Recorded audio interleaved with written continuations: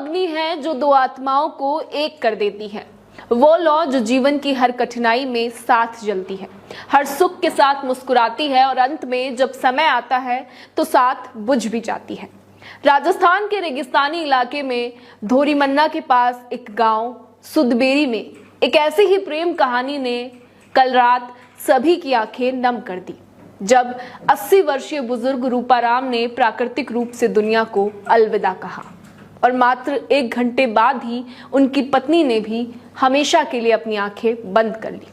मानो जैसे वो कह रहे हो कि साथ जिए और साथ ही जाएंगे भी। कल रात का वो पल जब गांव की छोटी सी झोपड़ी में, जहां दशकों से 2 दिल एक साथ धड़कते थे, रूपाराम जी की सांसें धीरे धीरे कमजोर पड़ रही थी। उनकी पत्नी, वो देवी जो जीवन भर उनकी छाया बनी रही, उनके सिरहाने बैठी थी, हाथ में हाथ ढाले, आंखों में आंसू लेकिन होठों पर मुस्कान थी। रूपाराम जी ने आखिरी सांस ली और उनकी आत्मा जैसे ऊपर उठी हो, लेकिन उनकी जीवन संगिनी का दिल मानो कैसे मानता। वो दिल जो 7 फेरों में बंधा था, जो हर फेरे के वचन को हर पल निभाता रहा। मात्र 1 घंटा और वो भी साथ ही चली गई। बिना पति के ये दुनिया मानो जैसे उन्हें खाली सी लगने लगी हो। प्रेम की यह गहराई देखकर गांव वाले भी स्तब्ध रह गए। हर कोई कह रहा था कि ऐसा प्रेम तो फिल्मों में भी कम ही देखने को मिलता है। रूपाराम जी और उनकी पत्नी ने इन सभी वचनों को न सिर्फ निभाया बल्कि चरितार्थ भी किया।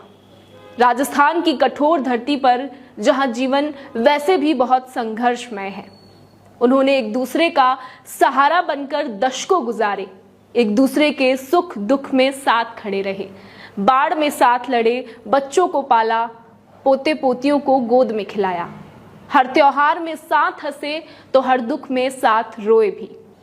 और जब मौत आई तो उन्होंने कहा, साथ जीने की कसम थी तो साथ मरने की कसम भी पूरी जरूर करेंगे। रूपाराम जी और उनकी पत्नी ने ये कर दिखाया।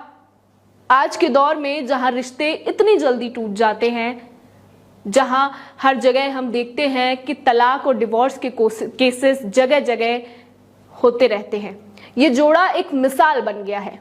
उनका प्रेम बताता है कि सच्चा साथी वही है जो जीवन के अंतिम पल में भी अकेला ना छोड़े।